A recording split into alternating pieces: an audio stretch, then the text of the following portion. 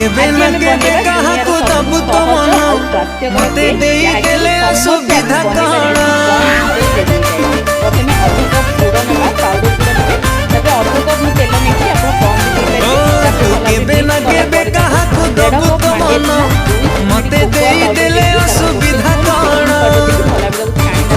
तापर ये गोटे कप क्षीर देकी भल भाव मिक्स करनवा तापर आपण मन हिसाब से आप चको chips salad dry fruit salad पकेला पकेपारे मो पाखे टी चको चिप्स थिला तो पकेनी आगुरी चिकेन रेडी कर रखिथे सेठी में देकी चिकेन काढ़ी नवा तापर गोटे घंटा कड़े बेक होगा लो फ्लेम छाड़ीदा देखो केते सुंदर आम केक बनी ठंडा है रिमूव करवा देखो केते स्पंजी बनी